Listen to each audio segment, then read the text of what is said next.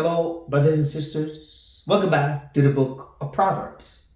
But Martin, didn't you finish the book? We started chapter 31 before. Glad you're following. But I also mentioned how we were skipping over a huge chunk. Chapter 10 to 19. 20 chapters of sayings. Sometimes sometimes many verses, mostly one verse sayings. And usually jumping from one subject to another. Makes a study of this book, chapter by chapter, verse by verse, a bit difficult. Because he'll skip from one idea, one subject to another, and he won't explain in fullness what it means. That's why I took the time to take these 20 chapters, separated subject by subject each verse. Some overlap, but for the most part, they speak on one subject. I'm going to make a study of Proverbs of a subject by subject effort. Now, some subjects are huge, like the tongue or wisdom, and there will be a lot to say, so many videos will go together. Others are much shorter. One video will be enough. Like the subject for today. I thought what better subject to go to than the one we just finished, womanhood. There are actually a few interesting verses in Proverbs that speak about women. Now, right away you might want to say, why does it speak about woman or a good wife and then a husband? Well, we can't forget that Proverbs was written from a male perspective, though. It was a father speaking to his son for the most part. It was the culture living in. That doesn't mean it's not inspired. It does mean that God, just like when he gave his law, spoke to a specific culture and people who are not regenerated. When you go into the New Testament, the approach and the things said are a bit different. But I digress. It doesn't mean, because Proverbs focus a lot about the woman to marry, that he has nothing to say to the men or about men. As we're going to see with the first verse that says this: a gracious woman gets honor, and a violent man gets riches. We see it's a contrast, a striking contrast between the woman and the man, where it's very positive here and incredibly negative there. That's too bad for guys. But we see that she's a gracious woman. Kindness, generous, nice to people. Compared to the man who's violent, brutal, uses a strong hand. Both will get something for that. It really speaks of getting, obtaining, and maintaining. Grabbing hold and holding on fast. Now, on one side, it will be honor, kabod in Hebrew. Maybe you've heard that word before.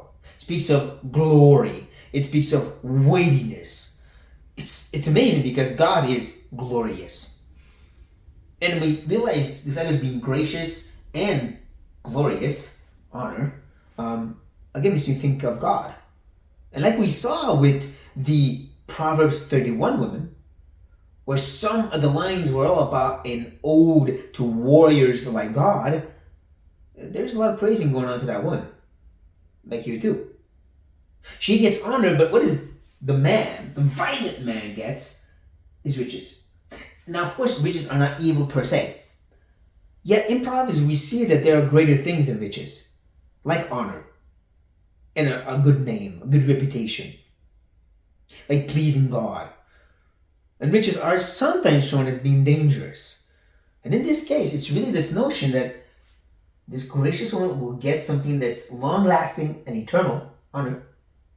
But this guy who's just about violence and taking, well, he'll get riches, which could be lost or won't last forever because when he dies. So we are seeing a beautiful contrast where woman is lifted up and man is, well, humbled down. And it'd be tempting at this point of saying, oh yeah, it's all about getting the right woman. Just like it says in the next proverb, he who finds a wife finds a good thing and obtains favor from the Lord. Oh, how many brothers I've heard quote me this very verse and say that's all it's about.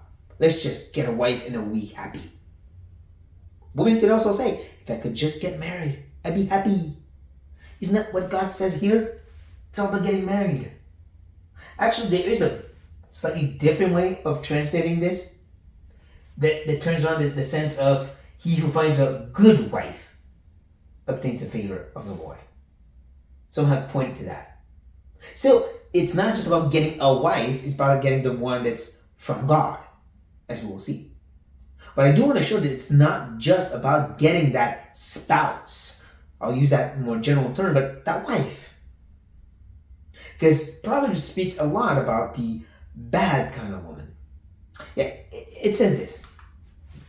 Like a gold ring in a pig's snout is a beautiful woman without discretion or wisdom or intelligence. We see the image, right? How striking it is. The comparison, how silly it is. A pig was an unclean animal. Gold ring, that was precious. That was important. That was beautiful. You don't put that on a dirty pig. But on the flip side, you have the beauty of the woman, and yet because it's connected to one who has no intelligence, no wisdom, it's ugly and it's disgusting. Interesting how the beauty of the ring is connected to the beauty of the woman. But it's all wasted because there's no intelligence, like it's wasted with the pig. And we've seen in Proverbs 31 that this woman that embodies wisdom, that speaks in a wise voice,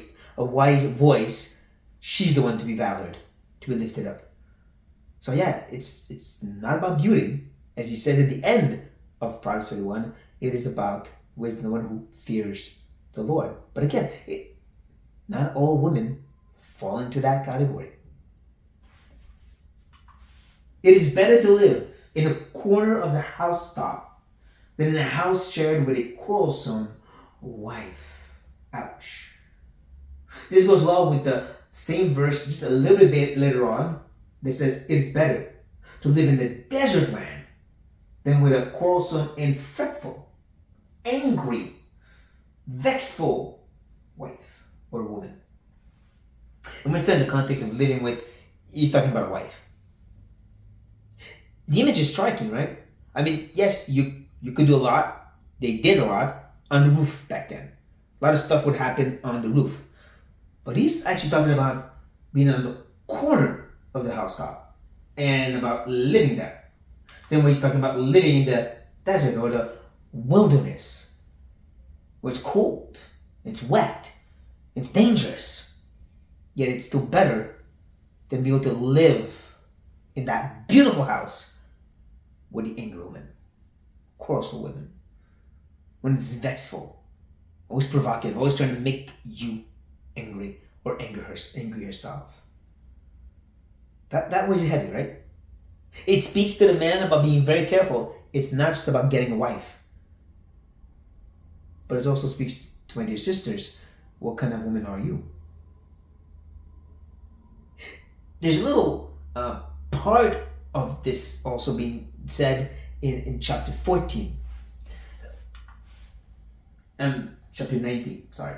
Chapter 19, when the next part of the verse says, and the wife's quarreling is a continual dripping of rain, right? Drip, drip, drip, drip. Annoying, frustrating, makes life very difficult and unbearable. It is connected to having the wrong kind of son, so we'll see that another time. But still, it's not just about getting a wife. There are some that will ruin your life. I've known husbands who got married, who were so happy, finally I'll be happy. But the wife was quarrelsome and angry and destroyed their marriage. So it's not just about that, and vice versa. Wives who got married because, that's all I need to do. But then the husband was angry, controlling, and destructive. But this doesn't mean it's just about the dangers. See, again, Proverbs speaks about the good of being married. An excellent wife is a crown of her husband. But she who brings shame is like rottenness his bones. Now there's a comparison here that keeps things balanced, right? An excellent, virtuous wife. Pre-31, right? See that? See that study? Someone who's like that is like a crown to her husband. Sounds like when it speaks of the husband in chapter 31, of being known, or I would say respected, of the other elders at the gate. And the sense is because of his excellent wife, because of how she supports him in the way she works. That is good. Of course, compared to the one who brings shame. This word speaks literally of being paled face, like you're sick, which goes well with the consequences, right? Rottenness in his bones, like a cancer in his very soul, is this shameful woman. I love that Proverbs doesn't go into details of what's the excellent wife. Because we see Proverbs 31. What's the shameful woman? Well, we've seen some of it, right? She's just beautiful and unintelligent. She's filled with a lot of anger and vexation, just to name a few. So again, there's a balance to be had. There's a seeking for the right person that's important. But yeah, I still want to end on the right note. And so God says, house and wealth are inherited from fathers, but a prudent, a wise wife is from the Lord. I love this contrast because it speaks of not bad things, house, wealth, yes. The inheritance from the father. The father has to die first. But it speaks of stuff that will mean you need to manage it. You could lose it. Things can happen to it. But this gift of God, right? This prudent wife, this wise woman, she's this gift that keeps on giving. She's this gift of God that is just always excellent. So yeah, let's end on that good note, that right taste in our mouth. It does exist, and it could be amazing, but we can't go at it blind. It's not just about getting married to get married. And again, for my sisters, it is to really consider, what kind of woman are you? The one that's on the bad side, where it's not good to get married to you, or the one that's a crown for your husband? So here's the right note to end on for that. The wisest of women builds her house, but folly with her own hands tears it down. I hope you're seeing in the way he's expressing it, folly, not the folly, the foolish woman, folly. It makes us think that's a continual comparison that's been going on in the first couple of chapters between Lady Wisdom and Lady Folly. Which one will you embody? The one that destroys her own hand with her own hands her house, or who builds it up? And we know it's not just about literally fixing a house. The same way chapter 31 was not just about go and learn how to sew and learn how to make things and sell things, and there you go, you're a P31 woman. No, it's not about that. It's not what it's all about. This idea of being a wise woman. It's living according to God's law. It's loving the Lord and fearing Him rightly. It is about caring for your family, the house, to the point of dying to yourself and putting others first, just like Jesus did for us. This isn't about how women need to be subversive and men up there. It's about how we all need to die to be like the Lord, to love others as He loved us. So may that speak to all of us, as men looking for wives and as women who want to be godly wives. On this note, be blessed.